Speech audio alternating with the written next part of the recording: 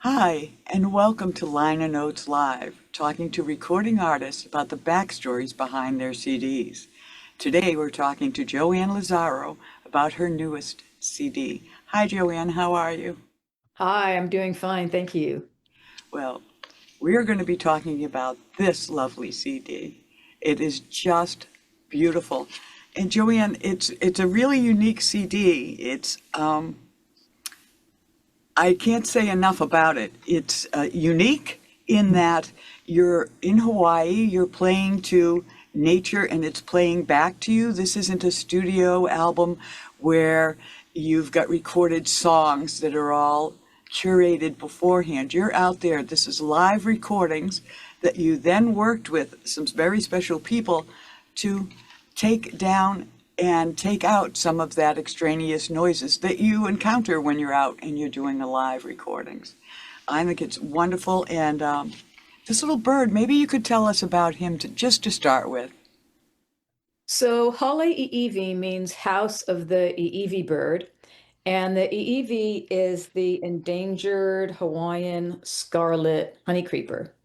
The Iiwi bird feeds on the Ohia lehua tree, and that's its only source of food.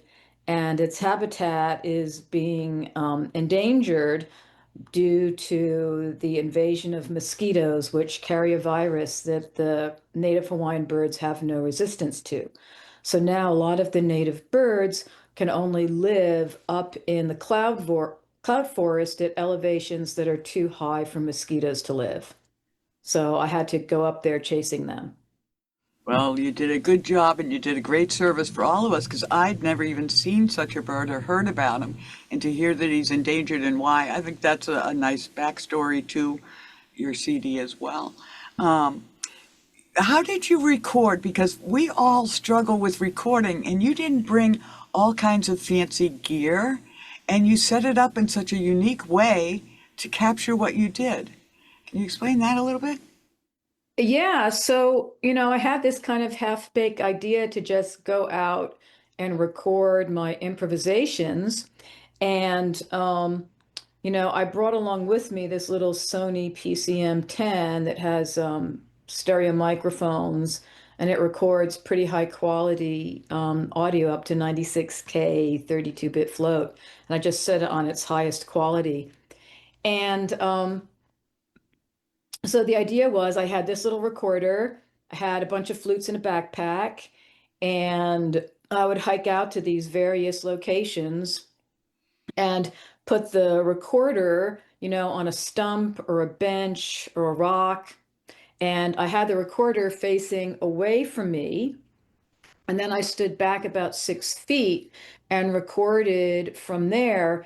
So the idea was that the sound of the rainforest or the waterfalls or wherever I was at, that would be in the foreground and the sound of the flute would be in the background. So it would sound as if you had been hiking in the forest and suddenly came upon a flute player. So it was very definitely recorded to have the nature sounds be in the foreground and the flute to be um, kind of secondary or coming from the other direction. And it blended so well. I mean, it's a very immersive CD. It's almost Mhm. like I'm standing there. I haven't been to Hawaii, but I'm standing there and I get the sense of being in Hawaii. And yet you've got your other songs that are in there, but there are moments in this, the full songs where you're just part of it. And it was amazing. Yeah, well, I worked with Todd Boston as my mixing engineer, and he put it all into Dolby Atmos surround sound. So it's not your imagination, depending on what system you're using, or where you're streaming it from. If the system handles surround sound, you're getting a surround sound effect, just like what I heard when I was recording it. And you do hear the player here being part of the nature instead of the player being the forefront, and that's what's coming at you. Mhm. It's it it's it envelopes you. I really Yeah, like that. yeah, that was the idea. Yeah, and he's a genius. That man, he's a He genius. is, I was recording over the course of 4 days and I had a lot of tracks And I made every rookie mistake in the book.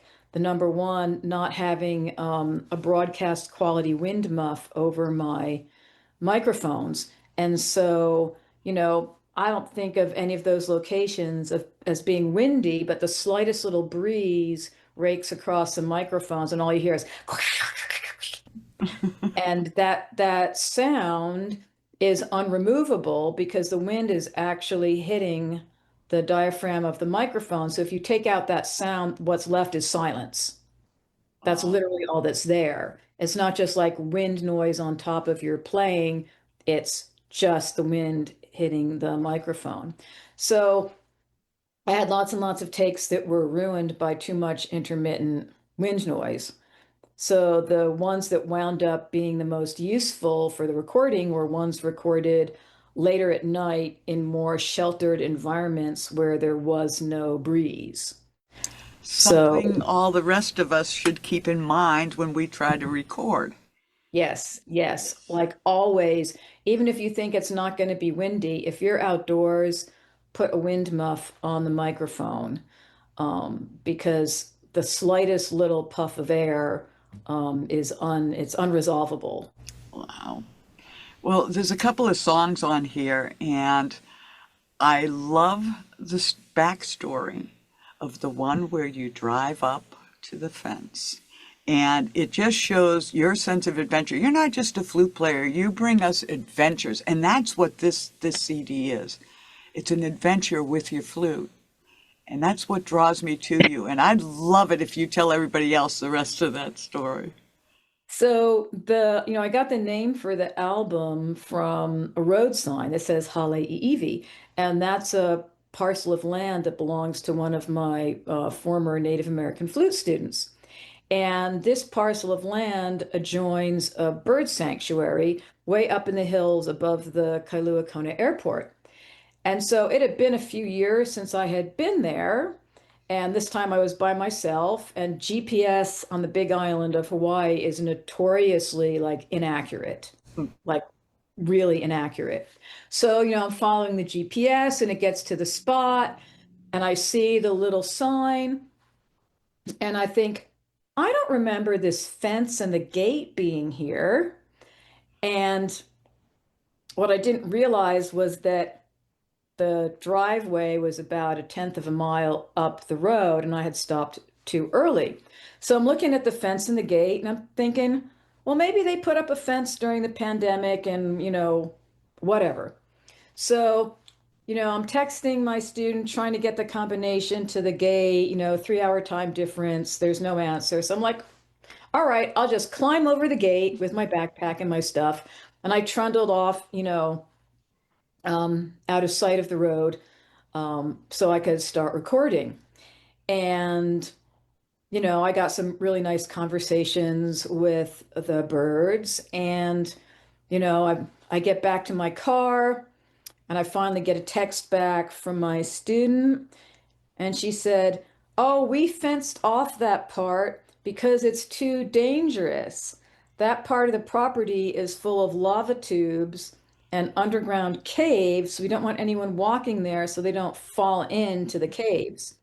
So, so yeah, I had forgotten that the driveway was about a tenth of a mile up the road, and that's the safe part where you can drive in and wander around. So I had gone into the lava tube end. Fortunately, I'm very light-footed and I did not fall in. Well, I'm glad you made it out so that we could have the CD and out just because you did. But only you would find yourself walking in a lava field to record and come out and do it another day. That's great. I love that story. And another story I love, though this isn't on your CD, is about you going rappelling. And no, you didn't record, but I think it's one of my favorite stories of you being you.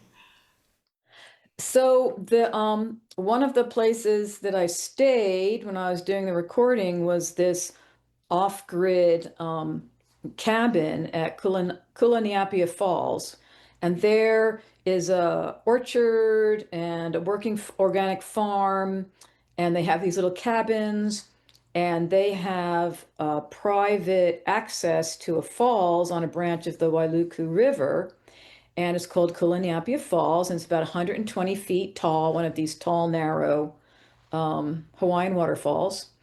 And I saw on their website, one of the things they offer to do is rappelling down the waterfalls. And I thought, rappelling for tourists? Like, how can you do that? I grew up in, upstate New York where people would go rock climbing and rappelling in the gunks. And so I've seen people do it, but I, wasn't into it as a teenager. But I've seen people do it, and I thought, all right, I'm not sure how they get tourists to do this, but I've watched it, so I kind of know what's involved. And so I sign up for it, and it's me and two other people, and I show up, and they're giving me the hard hat and everything, and I've come prepared with like my favorite canyoneering shoes, like the wet, like the wet water slippery rocks canyoneering shoes. And they look at my shoes and they say, "Oh no, we have shoes that are better for you to wear." And I said, "But these are canyoneering shoes. These are perfect." They're like, "We really appreciate you came prepared, but we have these other shoes, and we swear that these are better for the kind of slippery terrain that you're going to be going down." And I'm like, "Okay."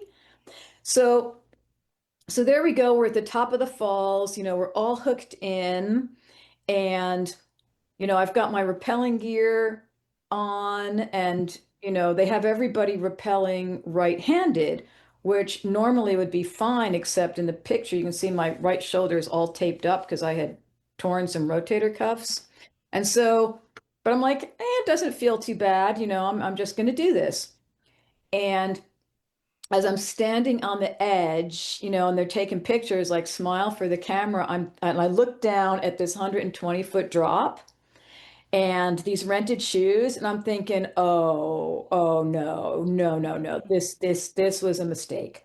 Like, how can I get myself unclipped from this and extricate myself? Um, but I swallowed my terror and went ahead with it. So I'm like inching ever so slowly down the drop. And when I get over the little drop where now your weight's really on the rope, I'm going slowly, slowly, slowly. Whoosh, feet fly out from under me because, rented shoes.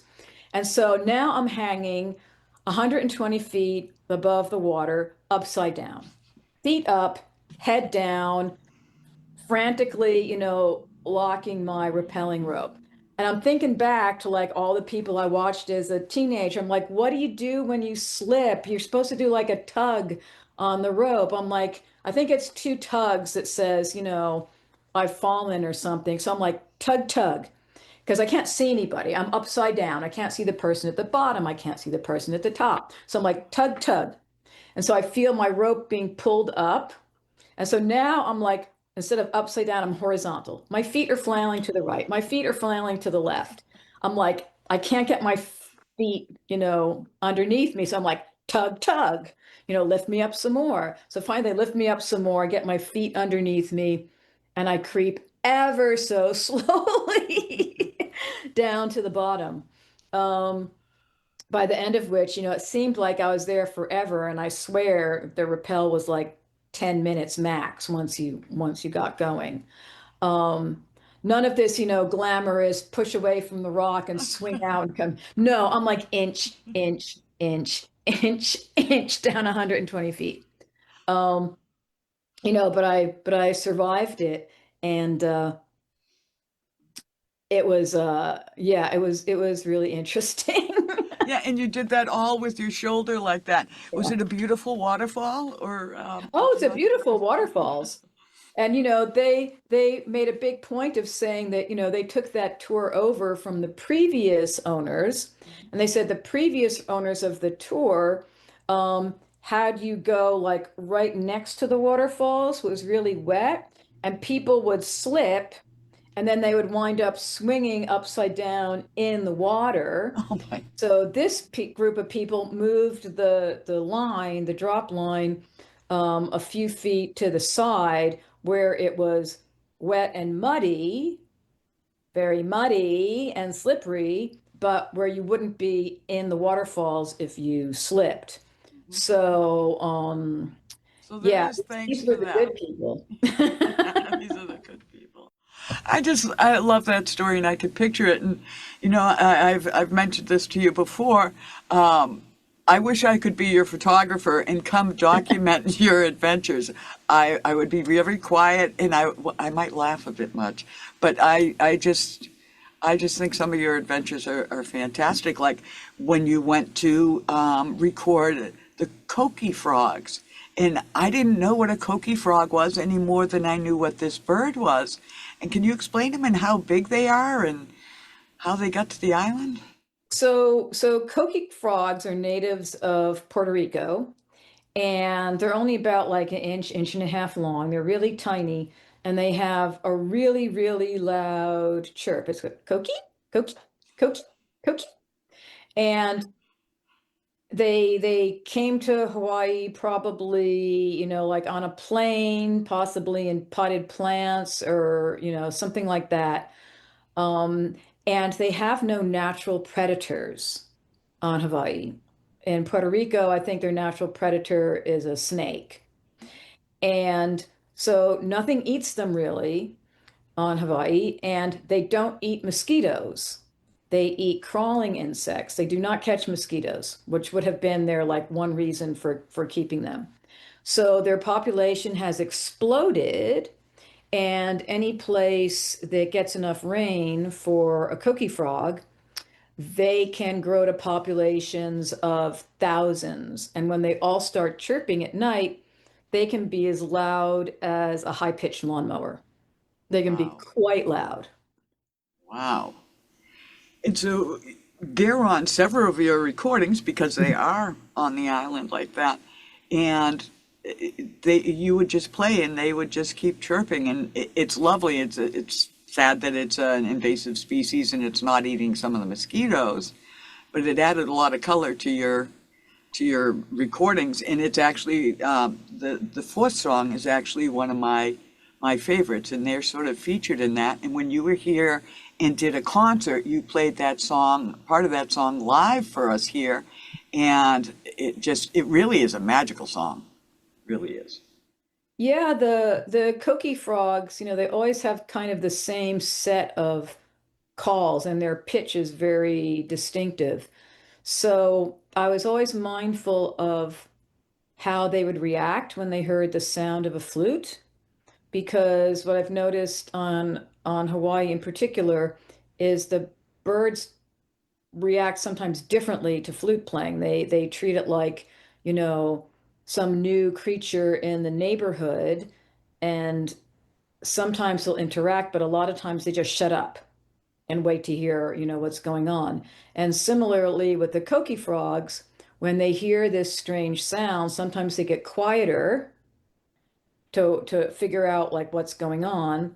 And then once they realize that like nothing bad is going to happen to them from the thing making the strange sound, then they'll start to chirp again. And so I was always listening to whether they were chirping more or less when I was playing or more or less when I stopped, so I could get kind of a dialogue going with both the birds and the coqui frogs, depending on what I heard them doing, how they were reacting to the sound. And in different locations, the coqui frogs and the birds would have different reactions to the flute playing. You must have found that fascinating as well as trying to record and this concept you had in your mind, but actually doing that and interacting must have been fascinating for you. Yeah, because I went in not knowing how they would react. My flute student who has a property there, she says, yeah, sometimes birds in her neighborhood, when she started playing, they would chatter a little bit and they would literally fly away. They would just like, they didn't want the competition or they didn't want their conversation being interrupted. So, when I was up in the forest, I was always listening to what's the reaction. Are they interacting? Are they shutting up? Are they singing louder? Like, what are they doing? Mhm. And the interplay is it's very evident on the CD. You're Mhm. listening and it's just moving. It's like I said, it's immersive. You feel like you're actually there. I really love that part of it. Um, and the recording, the way you set it up, and then, Todd helping with that, and the man who took this beautiful, I'm going to show it again, this beautiful photograph. Can you tell us about him a little bit? Sure. The photographer is Chris Tom. He's a local Hawaiian photographer. And I found out about him kind of accidentally, seeing some of his posts on Facebook. And when he's doing wildlife photography, especially when he's going after some of the indigenous birds, he will go out to places that only he knows about before dawn to get set up and wait for the dawn, which is when the birds become active. And he would just sit there very, very quietly and very, very patiently to wait for the birds to show up because some of these birds they're very skittish. And if they see anything or hear anything, they'll just take off. So, he knew where there was a stand of ohia trees that was in bloom, and he would go out at like 4 o'clock in the morning and set up before dawn and wait for the EEV to show up. And he got this great picture of this very, proud EEV. And if you look closely at the album cover, you can see the nectar on the beak where it has just taken its beak out of a flower. So he got such a great shot, and with the blurred background, the bird just like stands out. It really It's does. like the quintessential photograph. As soon as I saw that picture, I said I wanted it for the album cover, and so I licensed it from him. And here you are, and you've been playing a while, and it just shows. It takes a village to put this together. You had the student with property, you'd been there before, scoped out different places, and yeah, you end up in a lava field. Can't help it. I just got to bring that up again. But then you've got Todd, you've got the photographer, everybody coming together to pull this together. And I know you said with the recording, because of the wind and various things, he had to do a lot of special fine tuning and pull out software to fix that. And yet there's one about the purple flowers, and you have your purple flute that we should show. But what was lovely about that was in the recording, a bee comes, and that's just charming, lovely. Yeah, I had put the recorder down like on a stump, and the ground was covered with this kind of carpet of low ground cover with purple flowers. And so the bees were very active. This was in the middle of the day, and you could hear the bees buzzing, that kind of droning on the tracks that were recorded up at Halei'iwi. The droning is the bees. And as they get closer to the microphone, you can hear zzz, it's definitely a bee. Mhm. Um, and the other interesting thing that I experienced in that location was because I had set the recorder down on something that was in contact with the ground, there were like these mysterious, like random low sounds that were kind of coming and going in those recordings. And I was talking to Todd, I'm like, do you think it's like cars? It's not planes. There are hardly any cars, like possibly one. I'm like, what would make this like low frequency background, like random noise? And it seems to have like no direction to it. And he said, well, if you put the recorder down on the ground and you've got all these trees and the wind is blowing, what you're going to hear are the vibrations of the roots in the ground, like moving when the wind blows through the trees. You're actually hearing the sound of the earth. And that's what some of these unidentifiable, weird noises are. And that was not something that I had considered was even a thing to avoid was the sound of, tree roots. Um, so, you learn something new every day about what a recording device is picking up. You got that right. I mean, I'm 5'9", so I'm a long way from the ground. I wouldn't have, it just wouldn't have occurred to me. And I'm a budding recording person, and you've been doing it for a while, and things always come up. So that really, gives me a lot of heart and a lot of hope because there's a lot to it. Playing the flute's one thing, recording's a whole different thing because, as you've explained to me before about what we hear and what the mic hears, it's just amazing. Right. The human brain is filtering out all of these different sounds and kind of managing them according to their importance. And so, but the microphone picks up everything very literally. So one of the problems that Todd really had some magical software to work with was the sound of waterfalls. The microphone picked up even the tiniest stream or the most, delicate veil-like waterfalls.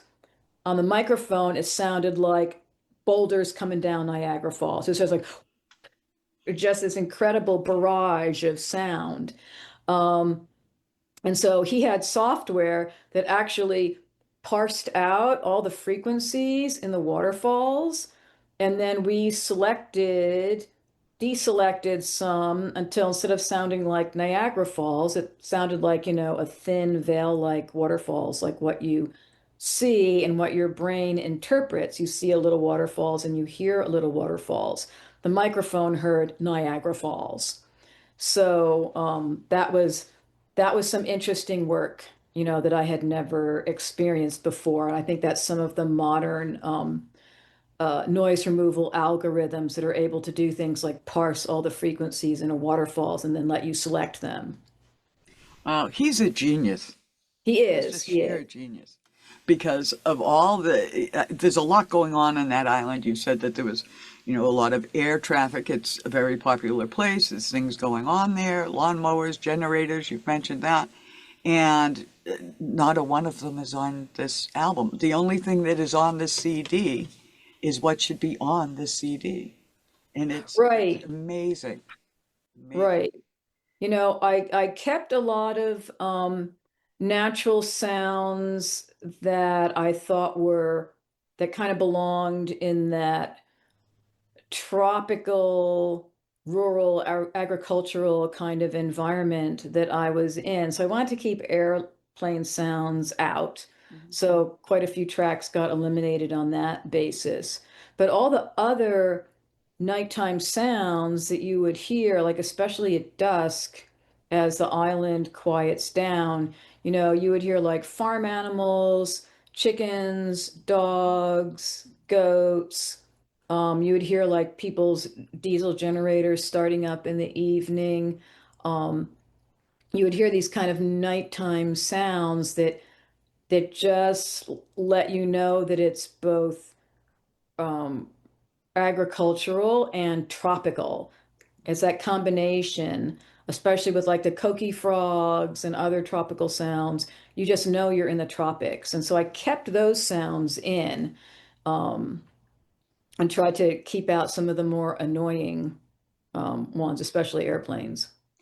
Well, I'm jealous of one of your friends that did manage to be with you on the island, and that was the cat. Oh, Chi, the farmhouse cat. So when I was at Kulaniapia Falls, there's like an orchard with a farmhouse and these little cabins. And at the farmhouse, they have three working cats. So the cats are fed just enough to keep them coming back to the farmhouse every morning for breakfast and then to sleep for the day. And then at night, they're out roaming about on rodent control. And one of them was exceptionally friendly, Chi, and he would follow me everywhere at night when I was recording. So he was always with me. And he'd be climbing in my gig bag and jumping up on the benches, and he tried to climb up my leg at one point. So one of the songs, Moon Song for Chi, is dedicated to him. and he was there during the recording. I have a little picture of him, like under the table. I was on a dining balcony, and so he was there the whole time. And I played some for that song. I brought back some little snippets of tunes from my first album, Under the Stars. And the flute I was using was one of the flutes I used on Under the Stars. And the flute was also in the same key as Chi's voice. Wow. So it was very much, a song for him. Very much. And it comes around. And how perfect his name was, Chi. Hmm. I'm just saying. And you brought up an interesting fact because that album Under the Stars is having an anniversary. And I remember watching that on YouTube and I loved it. And again, it's another one of your great adventures. This isn't just a recording somewhere. This is a recording someplace. And can you tell people where this place was? Yeah, that was in the Mount Wilson Observatory. And there's a fisheye picture, there we go, of the album. And I had friends who worked there, and I used to go up and play my flute for nighttime observing sessions because it's a working observatory um, up in La Cañada, kind of up the hill from Pasadena. And people love to hear the sound of the Native American flute in the observatory domes because the natural reverb, while not as impressive as the Taj Mahal, is still pretty nice. Um, it hangs for about 20, 30 seconds. And, all this time I was going up and playing, people would say, wow, it would sound great if you recorded an album here. But nobody ever had recorded anything up there in the observatory dome. And so, I was friends with the director, and they said, well, we can make it available for you. You just pick a night when it's not booked for anything else, and we'll reserve it for you. And in the meantime, I had met a recording engineer who taught at Art Institute Inland Empire. I met him at a party.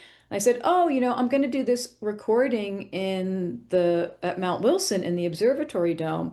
Do you have any advice for what I should tell, whatever recording engineer I get? Because I know it's like hard to record in a dome." And he said, "Well, that sounds fascinating. I'll do the recording. I'll bring out, another instructor, and I'll bring out my, graduate student recording crew, and we'll do a whole, on location recording session and just let us take some sound samples afterwards because we've never gotten sound samples there, and we'll do it." So so I have my night reserved. Um, I bring up like a whole bunch of flutes, like a lot of flutes. And the recording crew shows up and they've got like, all of their computers and, mixing boards and monitors and a whole bunch of microphones, matched microphones, hundreds of feet of cable, and I show them how everything gets up into the observatory dome because there's like these narrow metal ladders. But if you have to carry anything, they put anything you want to get up into the dome on a winch, which is like a wooden flatbed platform on a cable, and it gets winched up and then swung over into the mezzanine of the dome. And I'd already put all my stuff up and shipped it up there. And the recording crew shows up and we're saying, yeah, just load all of your thousands and thousands of dollars worth of equipment onto this wooden platform that's hanging from a cable and we'll winch it up into the dome. And they're just looking at me like, you've got to be kidding. And we said, no, no, no. That's how we got Stephen Hawking in his wheelchair up into the dome. We did not drop Stephen Hawking. We will not drop your stuff. That is amazing. And then they run these miles of cables and you play, and the temperature there is what did you say it was to In me? the 30s, in the 30s. It's great because for it's playing flute. November. And, observatories are not heated. Everything in them on the inside has to be the same temperature as everything on the outside. So it was I mean, I was used to playing outdoors in the cold, but the temperature had just dropped because a storm had come through. So it was in the 30s. And, I was prepared with like skiers' hand warmers and hand warmers in my boots, and I had Uggs and I had woolen, hand warmer gloves and a wool jacket and a scarf and everything. One of the observatory staff had the forethought to bring a heater. In his garage, he had a vintage heater. And the important thing about a vintage heater is it had no fan and it had no thermostat. It made no noise whatsoever. It's dead silent, hot and silent. And so he set up that heater, and in the little documentary, you can see the heater is there. Mhm. And I had arranged all my flutes in like a big semicircle around the heater, and then I would warm up my hands in between takes. And if it hadn't been for that heater, I would not have gotten past the first hour. And we were there, the recording part was 3 hours. Wow. So, yeah, that heater basically saved the day. Hmm. Otherwise, I would have just froze to death. And again, it takes a village to do what you want. Mhm. Well, I think it's wonderful, and I know that's on YouTube. Mhm. And congratulations, that's 10 years ago, and it's a Yeah. wonderful documentary. I suggest everybody to watch that on Joanne's YouTube. And speaking of which, on the write-up under this will be the information to get to your YouTube, get to the Bandcamp, so that you can have a listen to Mhm. this. And Joanne, I have enjoyed this. I look forward to doing more things with you. And we have some things planned. And if you ever need somebody to travel with you to document all these wonderful adventures, including hanging upside down as you rappel, we should go horseback riding sometime, see what happens. Um, I would love to do this again. Do you have any parting words for people? Ideas or thoughts for those of us who are trying to do what you've done with this recording?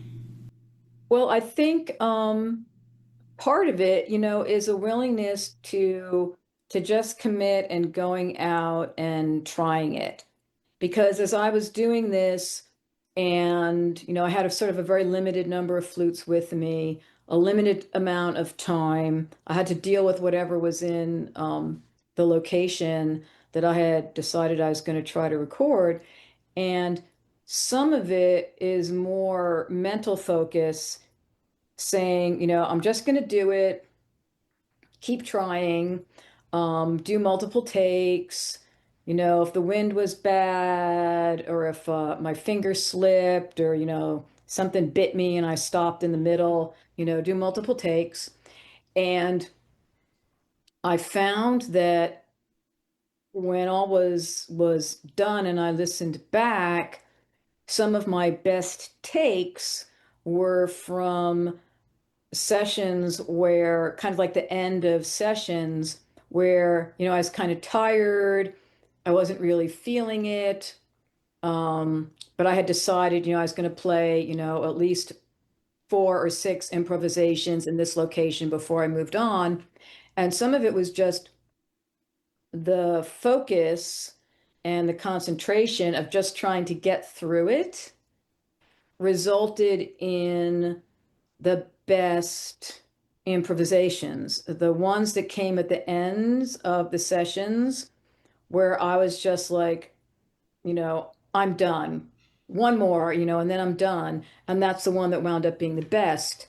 So, part of the success of this is not waiting until you feel inspired. It's committing to keeping it playing, until you run out of file space or run out of time, um, and just doing it. Don't wait for inspiration. Just just keep working in the moment, and then listen back, because I find that my perspective of how well I played is completely different than whatever sounds were actually coming out of my flute. You know, I could think something went pretty well and listen back and go, eh. Or I can think something was going terrible and listen back and say, wow, that's a lot better than I thought. So my personal feelings, my personal sense of inspiration is not a good barometer for the quality of the sound that's coming out of my flute. Those are like two completely different things. And sometimes you can't tell until you're done what you actually got. I like that but part about, or you got bit. Right, There's the right. hazards of doing live Hmm. locations. Well, Hmm. that's all wonderful. And I know, like I said, that inspires me because of the struggles I have and to just keep going at it. And the other thing, I mentioned earlier and we've discussed before is how it does take a village. You know, you asked a person a question about how to do something, and that person showed up for you as well. And Right, so, right. just continue doing that. I think, I love asking lots of questions because I don't have very many answers when it comes to recording and so forth. And you just never know how it's going to fall together, do you, Joanne? Right, right. Well, I think this has been a wonderful chat. My cheeks are tired again from just smiling and trying not to laugh sometimes while we were recording this, to try and hold that back. It's been a real pleasure. And I look Same forward, here. Love chatting with you. yeah, I love chatting with you too, and I look forward to our next adventure as well. And for the rest of you, until next time, happy fluting, and thank you for joining us.